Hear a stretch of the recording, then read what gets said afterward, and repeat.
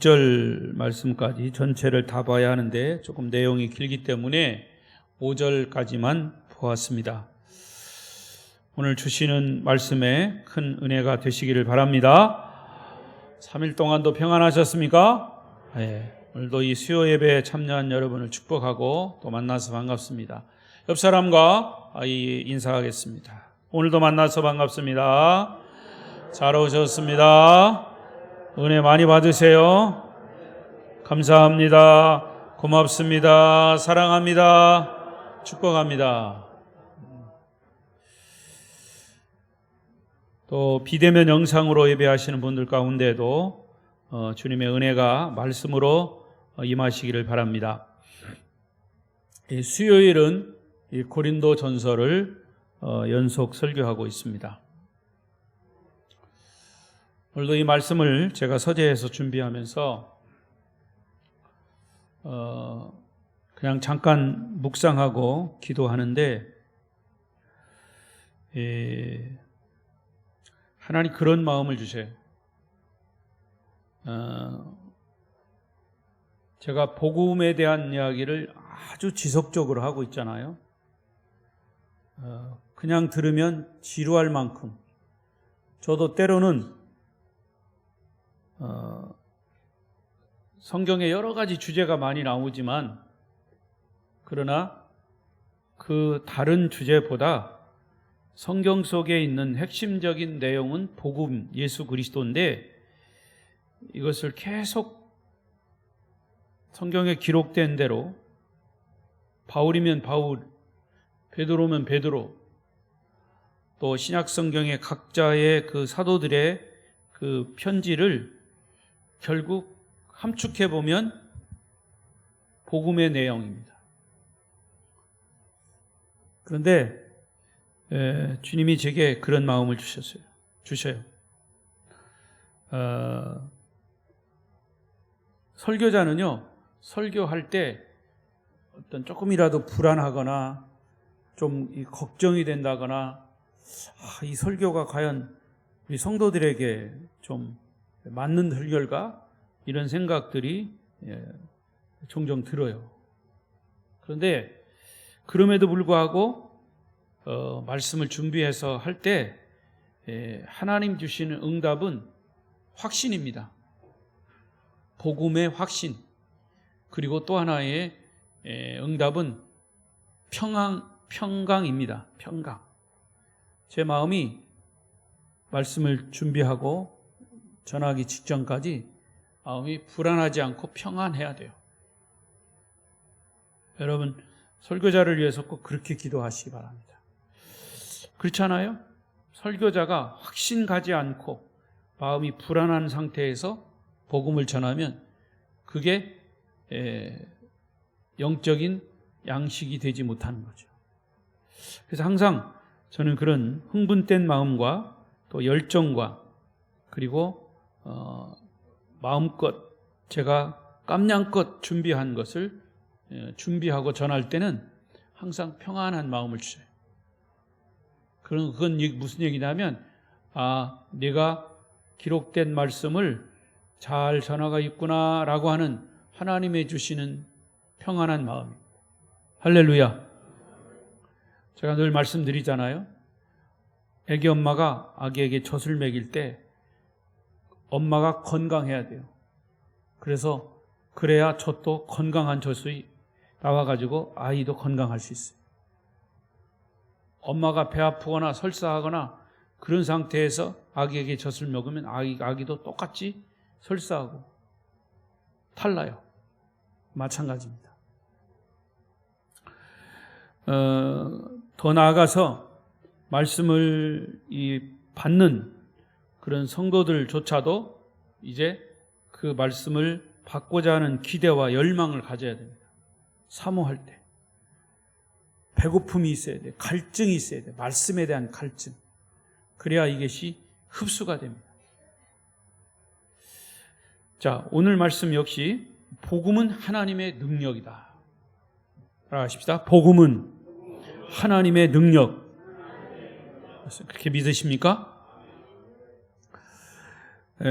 이 고린도 교회가 세상의 가치관이 교회 안에 들어와서 그들의 신앙생활을 굉장히 혼란스럽게 하는 요소들이 있었습니다. 그래서 세상의 문화가 고린도 교회 안에까지 들어왔기 때문에 그들은 그 문화를 가지고 자기들이 가지고 있던 그런 선입견을 가지고 지식과 경험을 가지고 교회 안에서도 생활하다 보니까 서로 이것이 분쟁, 분열의 심각한 그런 문제로 대두된 겁니다. 지난 시간 말씀드린 것처럼 고린도 교회의 문제는 두 가지였어요. 첫 번째는 분열의 문제. 이 고린도 교회의 분쟁의 원인이 성도들의 소속감이에요. 나는 바울파다, 베드로파다, 그리스도파다 이렇게 파로 나누어져 가지고 나는 어디에 소속되어 있다. 그러니까 내가 소속된 것이 제일이라고 생각하면서 서로 분열을 일으키고 분쟁을 일으킨 겁니다. 그게 교회의 문제예요. 근데 그게 고린도 교회의 문제가 아니라 고린도 교회를 보면서 지금 이 시대 21세기에 이 지상에 있는 교회들을 보아야 됩니다. 그래서 고린도 교회를 거울 삼아서 잘못된 것은 반면 교사로 삼고 이래서는 안 되는구나 하는 것을 우리가 배워야 할 필요성이 있고요. 두 번째 고린도 교회 분쟁의 원인은 사람의 지혜를 높이는 문제였습니다. 사람의 지혜가 높다. 하나님의 지혜는 없고 사람의 지혜를 높였습니다. 그래서 바울은 이 두 가지의 분쟁의 원인, 이것을 문제로 삼고, 그러면 이 문제의 답이 뭐냐? 문제의 답을 바울은 사실 명쾌하게 내렸습니다. 그 답이 뭡니까? 예수 그리스도의 십자가와 부활, 복음이었습니다. 복음이야말로 사람의 지혜가 아닌 하나님의 지혜의 결정판이다. 그리고 복음이야말로 하나님의 능력이다. 그렇게 결론을 내렸습니다. 그런데 다행히도 고린도 교회는 그것을 잘 받아들였어요. 지금 이 지상의 많은 교회들이 분쟁을 일으키고 서로 사람의 지혜를 높이고 하면서 하나 되지 못하고, 그 고린도 교회에 답을 준 사도 바울의 그 복음의 능력을 받아들이지 않고 아직까지도 문제를 일으키고 있는 교회들이 부지기수입니다. 따라서 복음은 기독교의 모든 진리 가운데 가장 핵심이고 본질입니다. 할렐루야. 여러분의 신앙도 마찬가지입니다. 여러분의 신앙이 흔들릴 때 다시 돌아와야 할 가장 핵심적인 본질적인 주제를 붙잡는다면 그건 예수 그리스도예요. 복음이에요. 내가 복음 안에 서 있냐, 서 있지 않냐, 이걸 보면 내 무너졌던 신앙도 다시 잡을 수 있고, 그것에 서 있지 않으면 계속 무너져 가는 거고, 나중에는 내 믿음이 예수 그리스도를 등지고 세상으로 가버리는 그런 믿음이 되어버리고 말 것입니다. 그러니까 우리가 본질을 강조하다 보면 할수록 본질을 중심으로 하나가 되는 겁니다. 우리가 본질이 아닌 것에 관심을 가지고 거기에 자꾸 초점을 맞추기 시작하면 금방 나눠질 수밖에 없어요. 바울파는 바울이 최고다라고만 얘기하는 거예요. 그러면 바울하고 성격과 기질이 다른 베드로파는 베드로가 최고다 이렇게 하다 보면 바울파, 베드로파 나눠지는 거예요.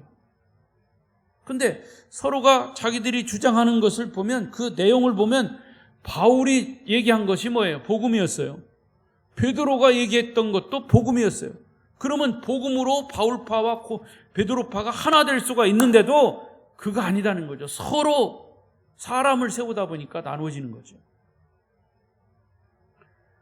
사람은요, 기질이 다르고 배움이 다르고 성품이 다르고 판단력, 취향, 경험, 배경, 성별 이런 것이 다 다르기 때문에 그 사람을 따라가다 보면 나누어질 수밖에 없어요. 그래서 사람이 있는 곳에는 나누어져요. 자꾸 나누어져요. 나는 이것이 좋다. 아니다. 나는 이것이 좋다. 그래서 이 자유민주주의 국가도 항상 당이 있어요. 나는 무슨 당이다. 무슨 당이다. 무슨 당. 그 자기가 그 이념을 좋아하고 그 사상을 좋아하면 그걸 따라가는 거예요. 근데 민주주의는 그 당들이 잘 조화를 이루어서 국민들이 어떻게 잘 살아갈 것인가, 살 것인가를 이끌어가는 것이 정치하는 지도자들의 모습이어야 되죠. 여러분, 일당 독재를 하는 이 북한 같은 데도 사실 만약에 리더를 안 따라오면, 김정은이 말 안 들으면 다 갖다 죽이고 막 이렇게 억압을 하고 핍박을 하니까 어쩔 수 없이 따라가지, 사람들은 각자 자기가 선호하는 것들이 있고 이 지상에는 그게 다 다른 거예요.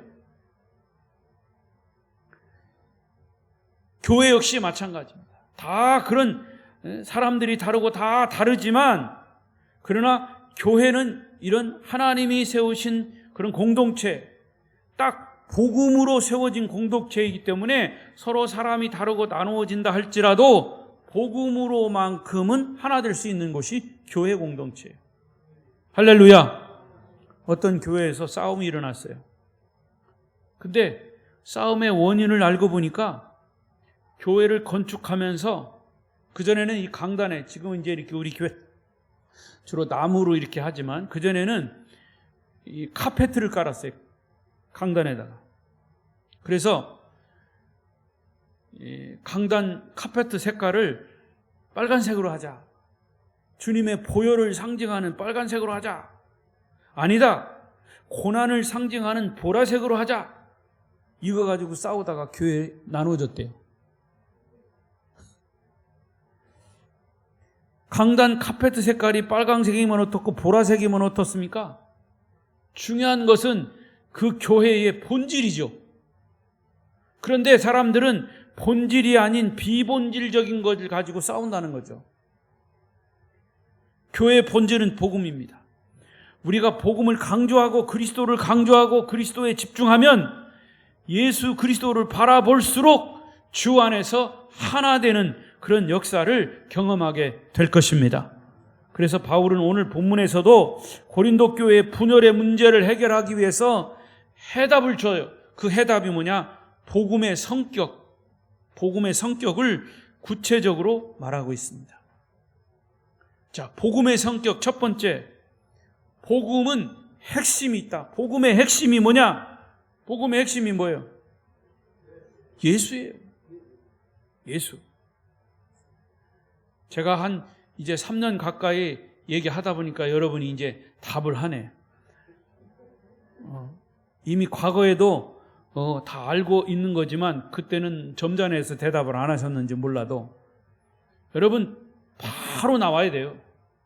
그는 점잖다고 안 하고 나는 말을 잘 안 하는 사람이라 안 하고가 아니라, 예수 믿는 사람은 복음의 핵심이 뭡니까? 이렇게 물으면 바로 나와야 돼요. 예수 그리스도입니다. 아멘. 그래서 2장 1절부터 5절까지도 이 복음에 대해서 아주 확실하고 분명하게 강조한 부분이에요. 그래서 1절부터 5절까지 쭉 보면 바울의 심경은 그래요. 내가 너희 중에서 예수 그리스도와 그가 십자가에 못 박히신 것 외에는 나는 아무것도 알지 아니하기로, 난 다른 거는 난 신경 안 쓰겠다. 오직 예수만 알겠다. 예수만 자랑하겠다. 이거 얘기한 거예요. 너희들 자꾸 싸우지 말고 예수 그리스도로 하나 되라. 바울파도 아볼로파도 베드로파도 그리스도파도 오직 예수만 얘기하면 그게 하나 될 수 있는 가장 좋은 그런 중심 본질 아니냐. 싸울 필요 없다. 그런 얘기예요, 사실이. 여러분, 무엇이 바울로 하여금 이런 결심을 하게 됐습니까? 사실은 성경학자들은 이런 이야기를 바울이 고린도에 오기 직전에 그리스 아테네에서 전도 사역을 하면서 그리스 아테네에서 이 전도 사역을 한 것을 떠올리면서 그리스 아테네에 도착하기 전에 복음을 전할 때 아테네 사람들은 지식인들이기 때문에 철학을 잘하고 공부를 많이 한 사람들이기 때문에 듣는 청중들을 의식하고 바울도 역시 철학적으로 복음에다가 좀 이렇게 초콜릿을 먹여가지고 미사여구를 섞어가지고 인간의 아름다운 언어로 전하려고 애를 썼어요. 아테네에서는. 그런데 의외로 복음의 열매를 맺지 못했어요. 열매가 전혀 없던 것은 아니지만 결국 바울은 복음을 전하는데 아름다운 미사여구보다도 복음의 본질을 직설적으로 전해야 한다는 것을 깨달았다는 거예요. 그래서 고린도에 와서는 이제 고린도 사람들에게는 다른 거 여러 가지 할 것 없이 그냥 복음의 능력만이 얘기하겠다 이렇게 결단하고 고린도전서를 쓴 거예요. 그러니까 사람이 아름다운 말, 철학적인 어떤 변증법 이런 것보다는 원색적인 복음, 단순한 복음을 있는 그대로 전하겠다라고 하는 결심을 한 거예요. 여러분, 고린도전서를 좀 더 자세히 알기 위해서는 바울이 1차, 2차, 3차 전도 여행을 할 때 기록한 사도행전을 병행해서 보면 이해가 빠릅니다. 역시 길기 때문에 제가 읽지 않겠습니다만은 사도행전 17장 22절 31절은 이 바울이, 자, 그것만 열어놓으세요. 바울이 철학의 도시 아테네에 처음 도착했을 때 여기 아레오바고 가운데 서서 말하되, 이 아레오바고 한번 따라해 보세요. 아레오바고. 이 아레오바고라고 하는 곳이 어디냐면 그리스 아테네의 언덕이에요. 언덕. 자, 그 사진을 한번 보여주세요. 예, 여기입니다. 요거 하나밖에 없어요? 예, 거기요. 여기서 여러분들이 보시기에 오른쪽에 이렇게 바위로 쌓아놓은 거 있죠? 보여요? 예, 거기 쌓아놓은 가운데에 이렇게 네모진 새카만 그 표식이 있어요. 거기에 뭐가, 저게 아레오바고 언덕이에요. 저기 조금 올라가면 이렇게 언덕이 있어요. 아레오바고 언덕. 근데 바울이 저기에서 바로 2000년 전에 저기에서 올라가서 설교한 내용이 있어요. 그 설교한 내용이 사도행전 17장 22절로 31절이야. 근데 저기 새카맣게 한 그 표식 있죠? 그 표식은 헬라어로 사도행전 17장 22절 31절을 다 기록한 그 내용이에요. 성경 내용. 바울이 거기 실제로 저도 가서 봤는데 거기 써 있어요. 사도 바울이 이곳에서 설교한 내용 써 있어요. 그러니까 여러분들이 나중에 가서 보세요. 사도행전 17장 22절 31절인데 아까 다시 보세요. 22절. 17장 22절. 예, 여기 있잖아요. 바울이 아레오바고 언덕이라는 말은 안 썼죠. 아레오바고 가운데 서서 언덕에 서서 말하되 하면서 23절부터 31절까지 복음에 대한 핵심을 계속 거기서 설교한 거예요. 근데 아주 복음의 핵심을 놓치지 않으면서도 변증적이고 철학적이고 아름다운 미사여구를 써서 설교한 내용이 바로 저 사도행전 17장 22절 31절이에요. 근데 놀라운 것은 마지막 17장 31절을 열어주세요. 마지막 31절에서 바울은 하나님의 모든 사람들에게 믿을 만한 증거를 부활로 주셨다 라고 하면서 설교의 결론을 내립니다. 자, 읽어보겠습니다. 시작. 이는 정하신 사람으로 하여금 천하를 공의로 심판할 날을 작정하시고 이에 그를 죽은 자 가운데서 다시 살리신 것으로 모든 사람에게 믿을 만한 증거를 주셨음이니라 하니라. 아레오바고 아테네, 그리스 아테네 아레오바고 언덕에서 그리스 사람, 유식한 철학을 많이 하는, 지식이 많은 사람들에게 지금 복음을 전하기 위해서 복음을 전하는데, 그가 마지막으로 31절에 전한 것이 예수 그리스도가 죽은 자 가운데에서 부활하셨다. 모든 사람, 이 세상 모든 사람, 바로 지식이 많다고 큰소리치고 교만한 너희들에게까지도 예수 그리스도가 구세주인 것을 보여주셨다. 그것이 바로 예수 그리스도의 부활이다. 이거를 믿어라! 라고 설교한 거예요. 저는 이 말씀에 너무나 감동이 돼요. 제가 여러 번 말씀드렸죠. 사도행전 17장 31절은 말씀을 꼭 읽어야 돼요. 우리가 예수를 믿는 이유가 뭐냐? 예수는 우리의 구세주이기 때문에. 예수가 우리의 구세주라고 하는 증거가 뭐냐? 예수는 부활하셨기 때문이다. 죽으셨다가 3일 만에 부활하셨기 때문에 우리의 구세주가 된다. 이거는 모든 이 세계 인류의 구세주라고 하는 증거다. 그게 부활이다. 예수의 부활이다. 모든 사람에게 믿을 만한 증거를 주셨다. 그러니까 이 바울이 이 설교를 하고 그 다음에 이제 17절부터 이제 32절부터죠. 설교자의 심경을 이제 나타냈습니다.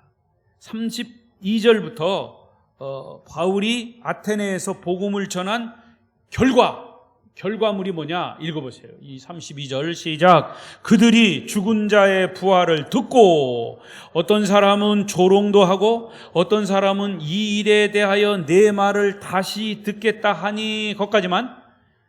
자, 바울의 이 부활 복음을 듣고 어떤 사람은 어떻게 했다고 했어요? 조롱했다고 그랬어요. 여러분, 눈을 뜨세요. 정말 졸지 마세요. 이거 중요한 얘기요. 여러분이 졸으면 제 설교를 조롱하는 걸로 나는 그렇게 여기겠어. 바울의 이 부활 복음을 듣고 어떤 사람은 조롱도 하고 또 어떤 사람은 이 일에 대해서 어떻게 한다고 그랬어요? 내 말을 다시 듣고 싶다 그랬어요. 자, 성령이 지금 역사하는 겁니다. 그 다음에 33절 시작. 이에 바울이 그들 가운데서 떠나매 몇 사람이 그를 가까이하여 믿으니 그 중에는 아레오바고 관리 디오누시소와 다마리아라 하는 여자와 또 다른 사람도 있었더라. 자, 바울이 변증법을 써가면서 유식한 사람들에게 잘 미사여구를 섞어서 복음을 열정적으로 전합니다. 그러면 바울의 생각에 이 사람들이 내 설교를 듣고 구원받을 것이다, 많이 주님께로 돌아올 것이다, 이런 생각을 사실 하고 기대를 가지고 했는데 조롱하는 사람이 있고 조는 사람도 있었을 거예요, 거기.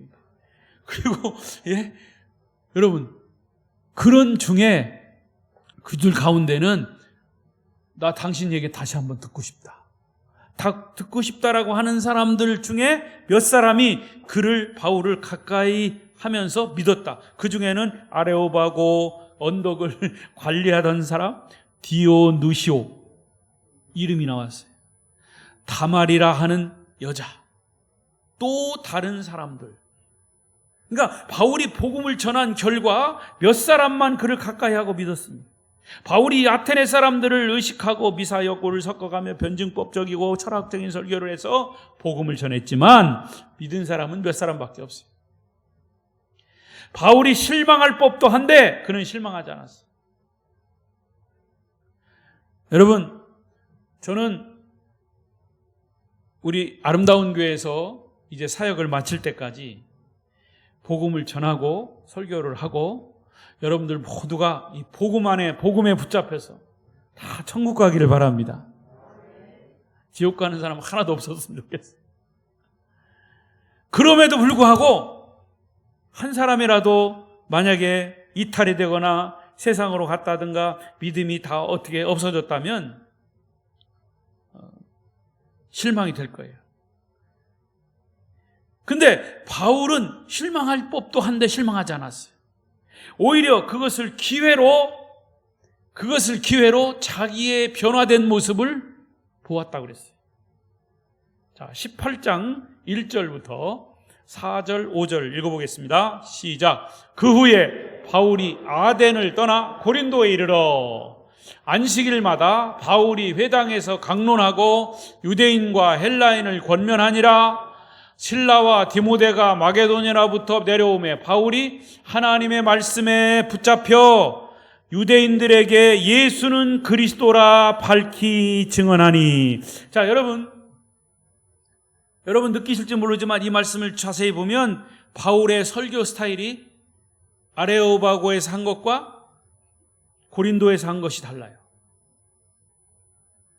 5절에 보니까 하나님의 말씀에 붙잡혀 유대인들에게 예수는 그리스도라 밝히 증언했다. 직설적인 어법을 사용했어요. 복음을 직설적으로 전한 거죠. 한마디로 말하면 여러분 예수 믿어야 구원받습니다. 구원받지 못하면 지옥 갑니다. 그렇게 얘기했다는 거예요.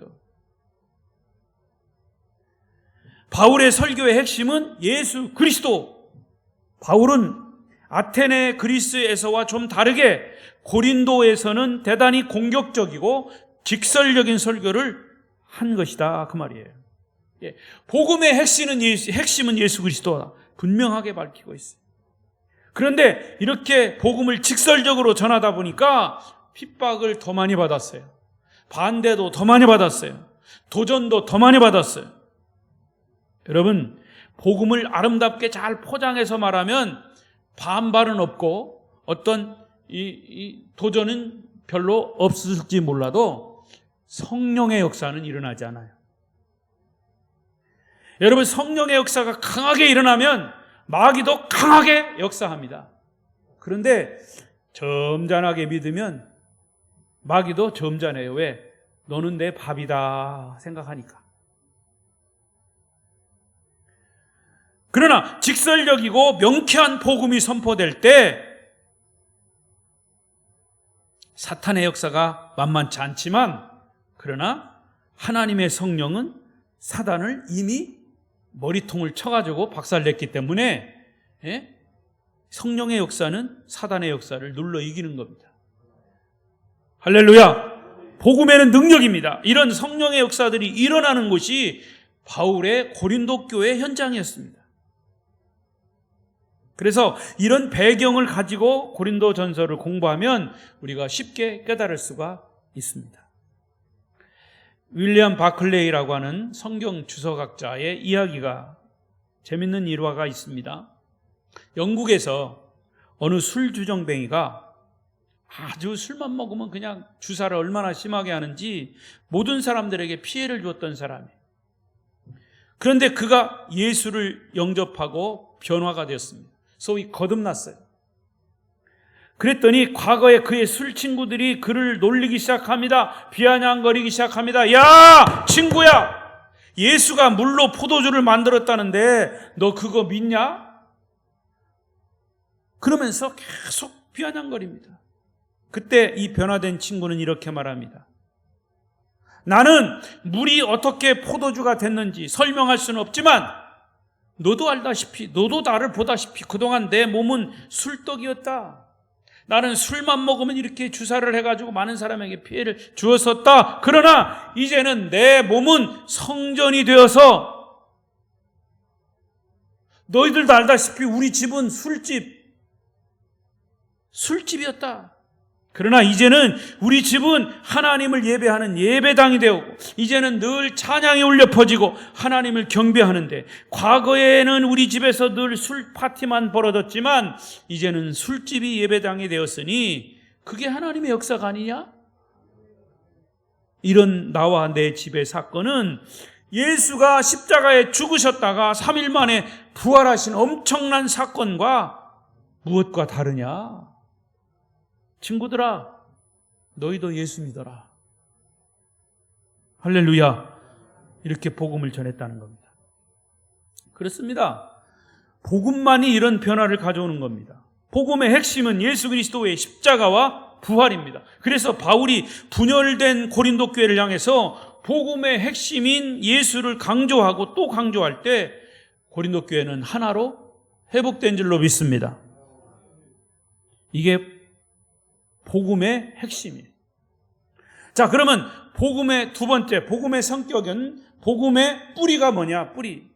6절부터 오늘 본문 6절부터 9절까지 보면 복음의 뿌리는 하나님이시다 이렇게 말하고 있는데, 자, 앞에 절은 지나가고 9절 보여주세요.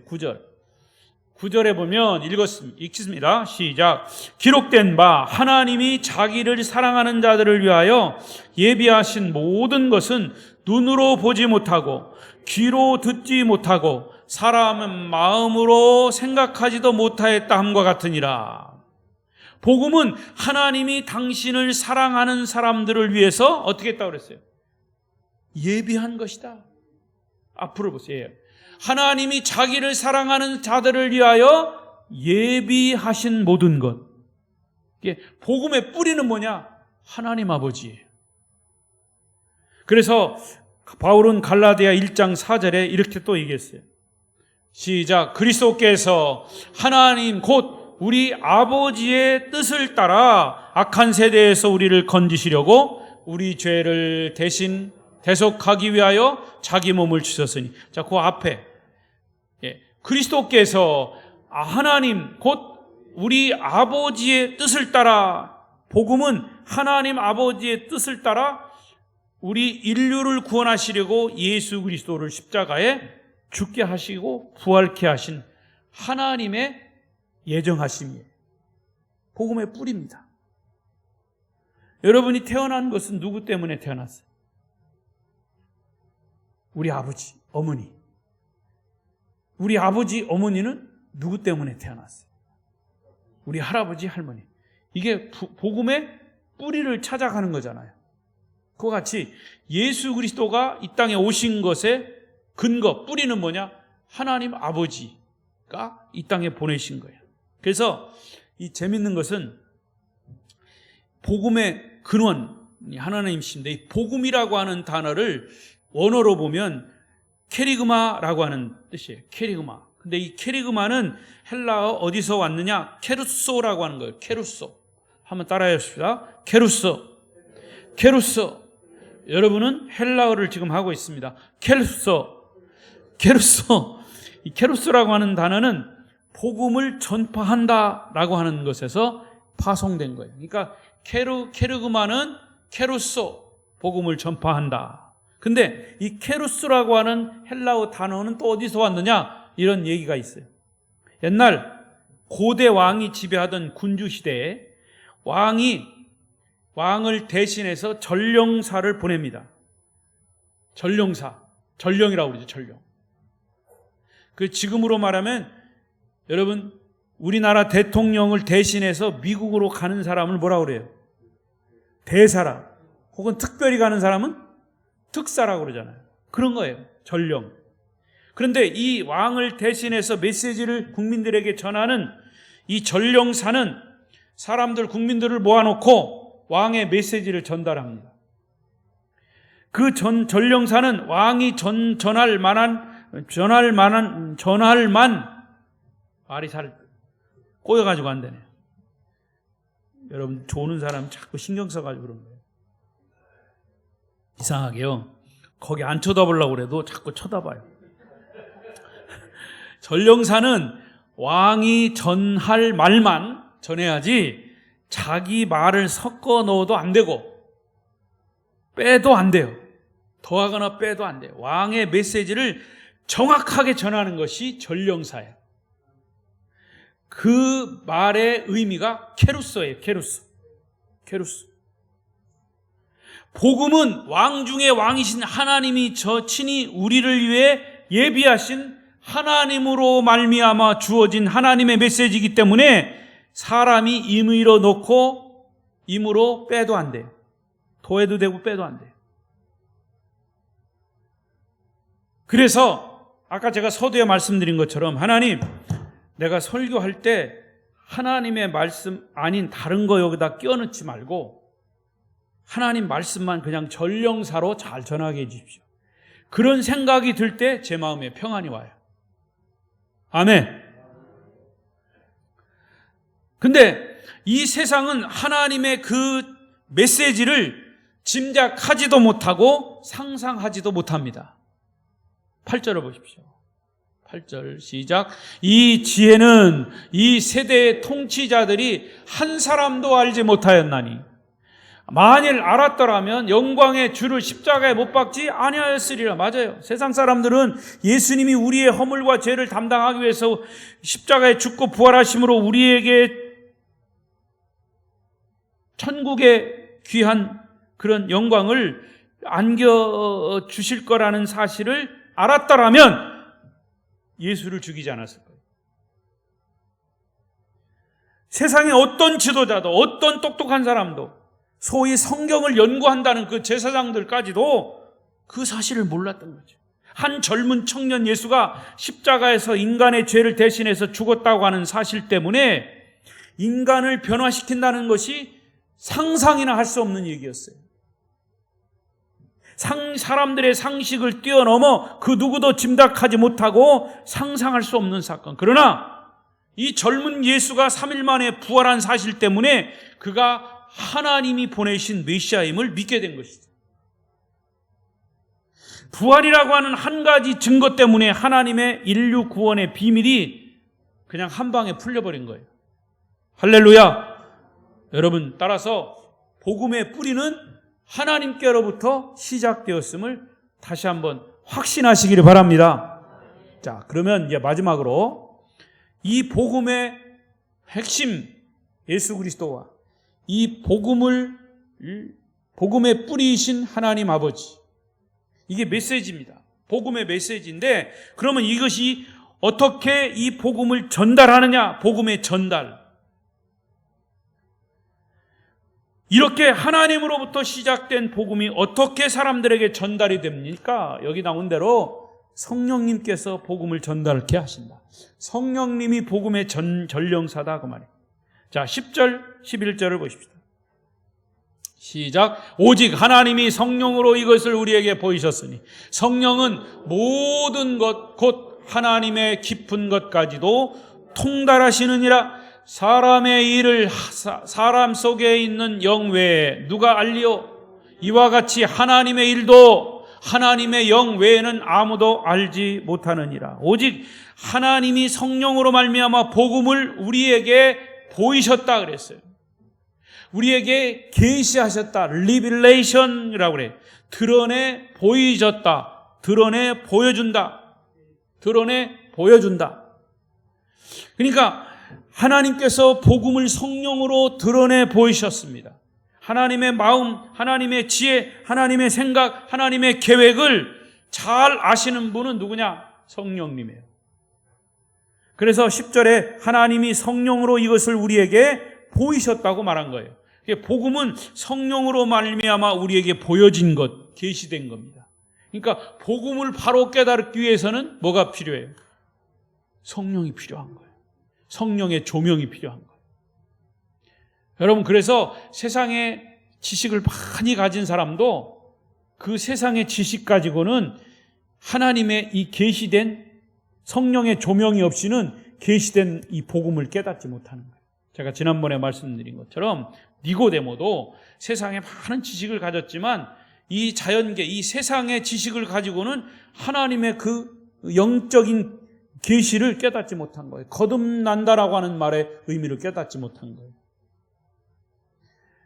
그래서 12절 13절에는 그것이 또한 영감으로 주어졌다 그랬어요. 하나님께서 복음을 보여줄 뿐만 아니라 누군가가 그 계시를 받아서 우리에게 들려주시는데 결국 받게 하고 주신 것이 영감이다. 12절 13절 읽어봐요. 시작.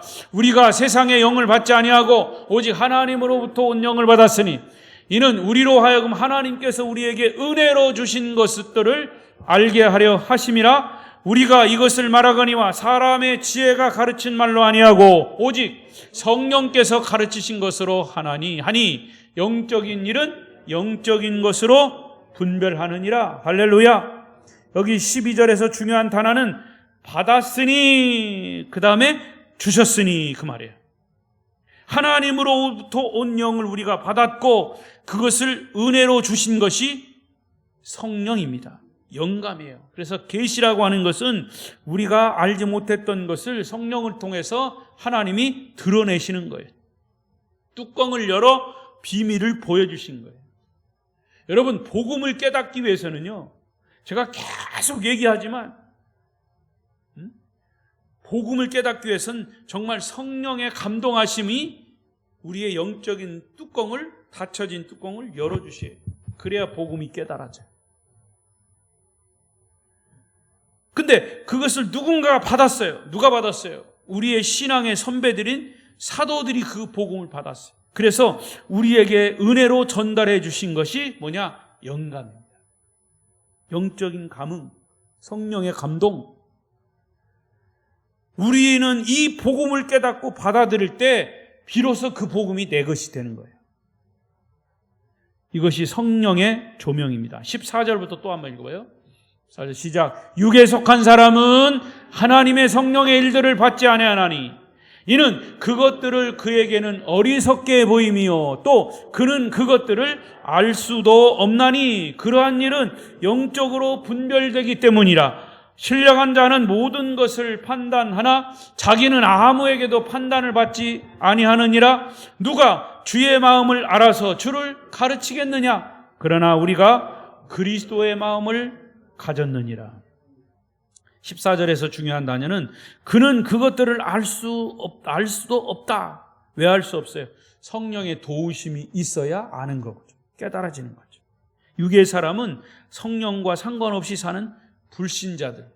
그래서 불신자들은 도무지 알 수 없는 거예요. 그래서 전도가 쉽게 안 되는 게 뭐냐면, 전도가 되는 거는 사람이 교회에 나오는 것이 전도가 되는 게 아니고 교회에 나와서 복음을 깨달아야 그게 전도가 되는 거예요. 교회에 왔다 갔다 하고 이 복음에 대해서 깨닫지 못하면 이것이 귀중한 걸 몰라요.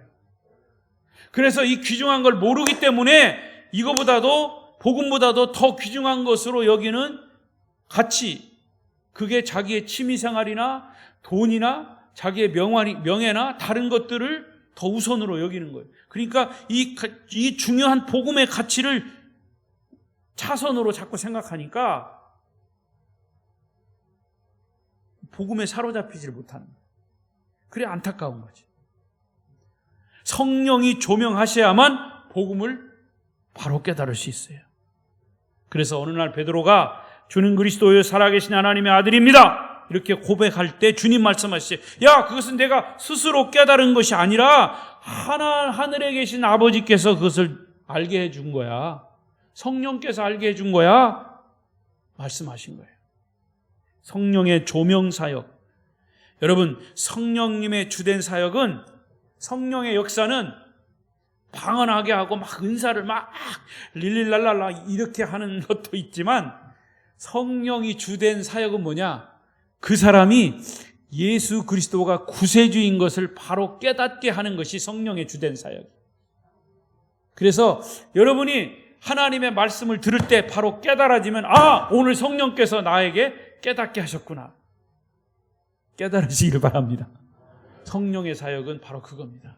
성령의 주된 사역, 핵심 사역은 그 사람, 예수를 잘 알지 못했던 사람을 예수를 알게 하고 구세주로 깨닫게 하는 것. 그래서 그를 구원받게 하는 것. 여러분, 복음을 깨닫는 것은 어떤 이성적인 학습이나 이성의 훈련을 통해서 되는 것은 절대 아니에요. 물론 그런 것도 필요해요. 사실은 필요하죠. 여러분, 복음은 이런 것입니다. 성경에 이렇게 얘기합니다. 이런 것도 가르침을 받아야 되지만, 그러나 가르침을 받는 것 속에 성령의 깨달음이 번쩍, 어떤 때는 번쩍 깨달아지는 거예요. 이제 말씀을 뵙겠습니다. 사도 바울은 고린도전서 12장 3절 이렇게 말씀했어요. 시작. 그러므로 내가 너희에게 알리노니 하나님의 영으로 말하는 자는 누구든지 예수를 저주할 자라 하지 아니하고 또 성령으로 아니하고는 누구든지 예수를 주시라 할 수 없느니라. 할렐루야.